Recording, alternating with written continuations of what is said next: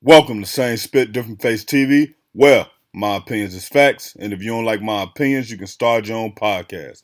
And it's free. So don't forget to spit on the like button, the subscribe button, and the notification. If you clicked on this video to hear about one of Diddy lawyers quitting, I need you to hit that like button. If you're new to the channel, hit the subscribe button. Now, Spit Squad, Sean Diddy Combs' attorney files motion to withdraw from case.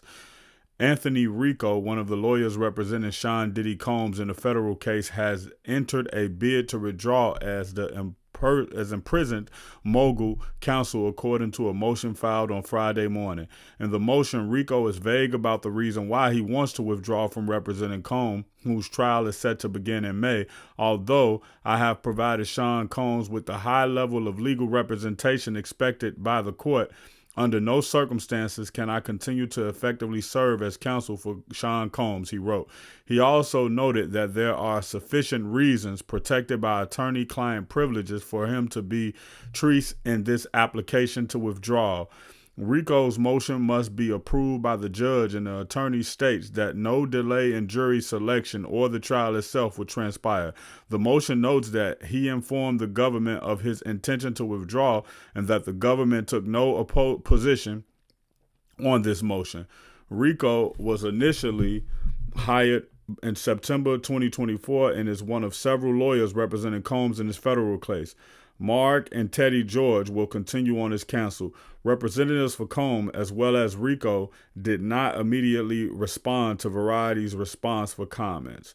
Combs is currently incarcerated in Brooklyn as he awaits trial. In September 2024, he was charged with racketeering, conspiracy, and trafficking by force, fraud, or coercion, and transporting to engage in sex work. Last week, a lawsuit that named both him and Jay-Z was dismissed by Jane Doe, who accused them of SA. And Combs himself filed a separate defamation lawsuit for $100 million against NBC, Universal, Peacock, and Ample Entertainment over their marketing of Bad Boy documentary. Now, my opinion on this is that this was a terrible time for this guy to actually withdraw from the case.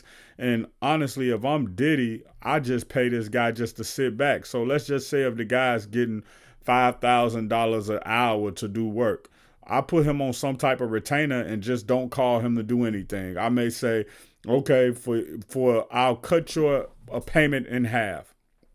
And you won't be on any more of the emails. You won't be CC'd in anything. You won't be able to speak on anything. I'll tell them to take you off, but you can stay as my counsel, just not counsel on this case, because it looks bad, especially when he say that it's things that's happened that he can't fully represent them. It makes it look like it's corruption on behalf of maybe Diddy Law Team, or it makes it look like he found out something that let him know for a fact that Diddy is guilty, and because he knows that information, he can't, in good faith, continue to represent him. And that happens sometimes because one thing people kind of fail to realize is that you do have lawyer-client privilege, where anything you tell your lawyer can't tell anybody else that, as long as that is your lawyer, it's all personal, it's all private, right?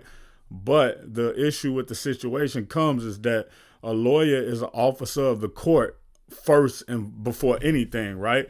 So if something ends up happening and the lawyer knows that is true, the lawyer is technically obligated to come forward and not represent you on mistruth. So, example, if Diddy was to tell his lawyer, yeah, the stuff they saying I did it, but they can't prove I did it. Well, now Diddy's lawyer knows that Diddy is guilty. So for him to go into court and represent that Diddy is innocent is actually like perjury, or some type, not perjury because he's not on stand, but it's some type of violation of code of ethics. I haven't read it, but I breezed across some stuff, but I know that's basically how it go or whatever. So I mean, this looks bad for Diddy, but also on the other hand, we don't know if it's a possibility that this lawyer has been pressed by somebody. Maybe this lawyer has some dirt on himself. Maybe something happened with this lawyer in the past, or maybe this lawyer owes some people a favor. And now, since it's getting down to crunch time, those people stepped in and say, hey, listen, we need you to step off this Diddy case or we're going to present XYZ. We need you to step off this Diddy case or we're going to show.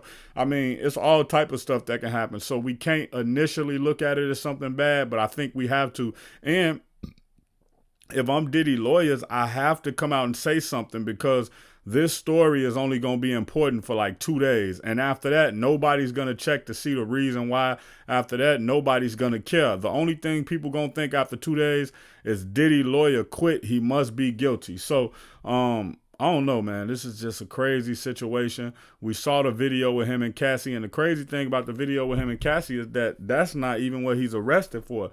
He's not arrested for doing anything to Cassie that we know of. Now, Cassie could not be on this case because she's one of the star witnesses who's going to tell all these things.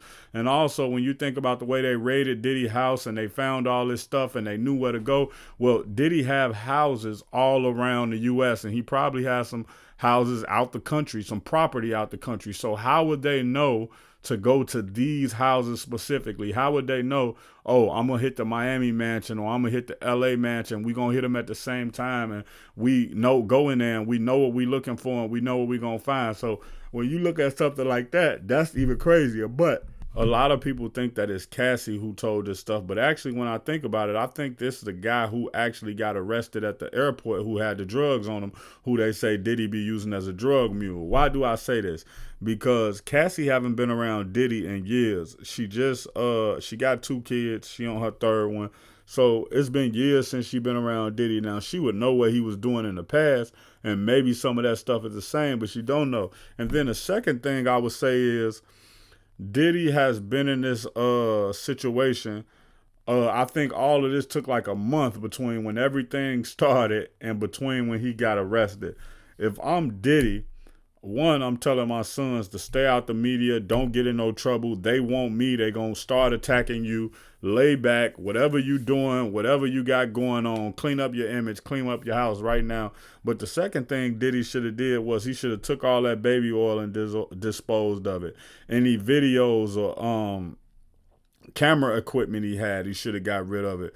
Anything inside of his house that would make him look like a monster or a freak, he should get away from it, because you have to understand that, okay, let's just say if Diddy was a person who loved to have threesome, loved to have orgies, that's not a crime, right? But when you presenting all this information to the jury, most people don't live that lifestyle. Most people don't have that type of money to be able to facilitate that lifestyle. So when they looking at it, they not looking at it and saying, oh, this is just a rich guy living out his pleasures, having fun.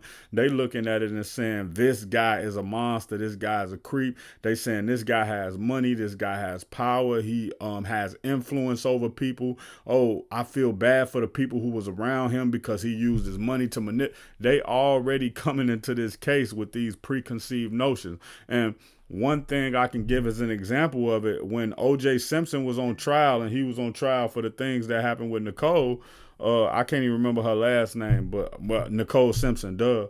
But when he was on trial for her, what Johnny Cochran ended up doing with O.J. Simpson was he went to O.J. Simpson's house and he changed everything around. He started putting black art inside of there. He started putting family photos inside of there. He started putting dashikis inside of there. He changed the clothes in O.J. Simpson's closet, because the perception is everything. And if people turn against you from your image, most of the things you say after that, they not going to believe. But if people like you, they more inclined to believe the things that are not true, that they shouldn't believe. And that's where Diddy is at right now. People don't like him, so anything that come out, they willing to say is true instead of saying, well, maybe it's not. If you want more Diddy updates, I need you to hit the subscribe button. If you want more updates of hip hop and celebrity news, hit the subscribe button. Check out my original Chicago hood movie in the end screen, No Time to Play Fair. If you into sneakers, you a sneakerhead, you love seeing the new Jordans, Pumas, whatever it may be, subscribe to Kicking It with Fair Play 2333. If you're trying to follow me on my basketball journey, my weightlifting and fitness journey, and also be inspired to get back on your fitness journey, subscribe to Fair Play, Flex, and Fadeaway. Also, any of these pages I just named, you can also find them on TikTok or Instagram.